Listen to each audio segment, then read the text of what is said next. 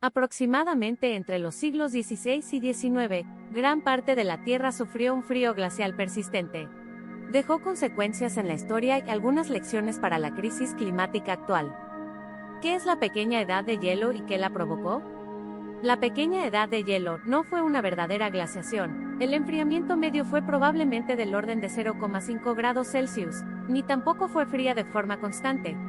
Dagomar de Groot, profesora asociada de Historia Medioambiental de la Universidad de Georgetown y autora de The Frigid Golden Age, la Edad de Oro Frígida, se ha referido a esta época como una serie de pequeñas glaciaciones. Aunque algunos investigadores sostienen que pudo comenzar antes, la NASA define la pequeña edad de hielo como un periodo que comenzó alrededor de 1550 y consistió en 3 picos fríos, en torno a 1650, 1770 y 1850, intercalados con intervalos relativamente cálidos. Los científicos aún no saben qué causó exactamente la pequeña edad de hielo. Las teorías van desde la disminución de la actividad solar al aumento de las erupciones volcánicas, pasando por el genocidio de las poblaciones indígenas en Norteamérica, que permitió que los bosques sustituyeran a las tierras agrícolas, eliminando en el proceso unos 7.000 millones de toneladas de carbono de la atmósfera. Un estudio de 2022 sostiene que el desencadenante inicial fue, en contra de la intuición, una oleada de agua extremadamente cálida que fluyó hacia el norte desde los trópicos a finales del siglo XIV y que arrastró el hielo ártico hacia el Atlántico Norte. Efectos generalizados de la pequeña edad de hielo. Sea cual sea la causa, las consecuencias de la pequeña edad de hielo se han extendido a lo largo de la historia, aunque su alcance es controvertido.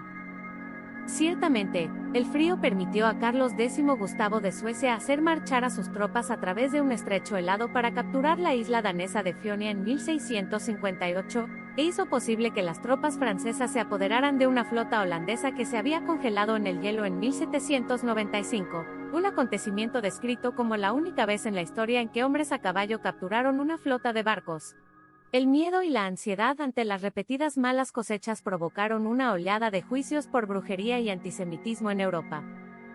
De forma menos definitiva, la pequeña edad de hielo puede haber desempeñado un papel en el colapso de la dinastía Ming en China, en parte como resultado de la escasez de alimentos que condujo a levantamientos campesinos.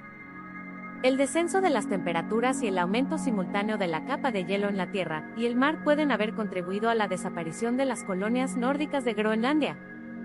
Incluso se ha postulado que el sonido único de los violines Stradivarius se debe a que la madera que utilizaba Antonio Stradivari era más densa de lo habitual a causa del frío. Más allá de las grandes repercusiones históricas que pudo haber tenido, la pequeña edad de hielo tuvo efectos especialmente graves en los campesinos y los pobres de las ciudades. En su libro La pequeña edad de hielo, el autor Brian Fagan describe a aldeanos alpinos, que vivían a base de pan hecho con cáscaras de nueces molidas mezcladas con harina de cebada y avena. Un relato de 1648 recoge los gritos y lágrimas de los pobres, que profesan que están casi a punto de morir de hambre. Nota del editor: esta traducción se ha hecho a partir de la versión en inglés del libro. Parte del siglo XVII y principios del XVIII fueron especialmente brutales. Varias naciones europeas sufrieron grandes hambrunas a finales del siglo XVII. Según Ariel Sion de Goldsmiths, Universidad de Londres, el invierno de 1684 fue tan crudo que el rey Carlos II autorizó una colecta benéfica, a la que él mismo contribuyó. Ello permitió a Inglaterra soportar el invierno mejor que algunos de sus vecinos. Aún así, escribe Sion, murieron personas en todo el país, al igual que bestias, aves y peces. Se suspendieron los entierros porque el suelo estaba demasiado duro para excavar. Los árboles se partieron y las plantas perecieron. Adaptarse al frío. Sorprendentemente, algunos fueron capaces de adaptarse a las penurias. La congelación del Támesis podría haber supuesto un desastre para los barqueros de la ciudad, que básicamente ofrecían un servicio de taxi acuático a lo largo del río, explica Sion en una entrevista. En respuesta, dice, aprovecharon las heladas para desarrollar fuentes de ingresos alternativas, se adaptaron porque se convertirían en tenderos en el hielo, y no tendrían que pagar alquiler en el Támesis helado. Mientras tanto, los Mojave de la actual California, Estados Unidos, respondieron a la mayor variabilidad climática de los siglos XVI y XVII desarrollando una cultura comercial extraordinariamente descentralizada, afirma de Groot. También crearon cestas resistentes, cerámica y otros recipientes para transportar mercancías a largas distancias, de modo que si había escasez de alimentos en una región, podían compensarlo comerciando con otra.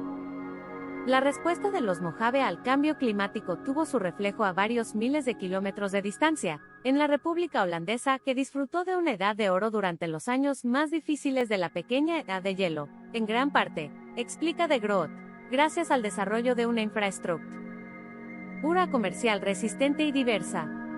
Pudieron transportar mercancías de muchas regiones distintas, sobre todo grano de distintos puertos del Báltico, explica. Como resultado, cuando las condiciones meteorológicas extremas provocaban una escasez de grano, los holandeses podían aprovecharlo importando productos de los lugares donde se cultivaban. En Nueva Inglaterra, Canadá, las naciones Wabanaki aprovechaban los inviernos fríos y nevados para lanzar incursiones con raquetas de nieve contra los colonos ingleses, hasta que a principios del siglo XVIII, los intrusos adoptaron la tecnología y los conocimientos indígenas, y enviaron a cientos de hombres de las raquetas de nieve a patrullar los cotos de caza Wabanaki. Lecciones modernas. Sorprendentemente, dice de Groot, un área donde el comercio mejoró, y el conflicto disminuyó fue la de los cotos balleneros del Ártico. Cuando hizo más frío y el hielo se expandió, los recursos estaban más apretados y eran más accesibles, explica.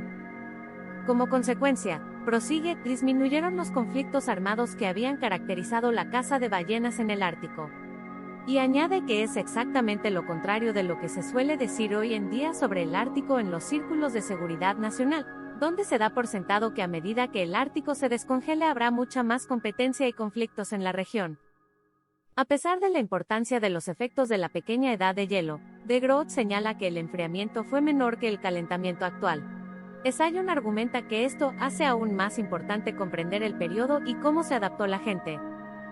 Hay una enorme cantidad de material potencial que podemos estudiar y aprender mucho sobre el pasado, y con suerte, informar sobre cómo afrontar nuestra crisis actual, explica.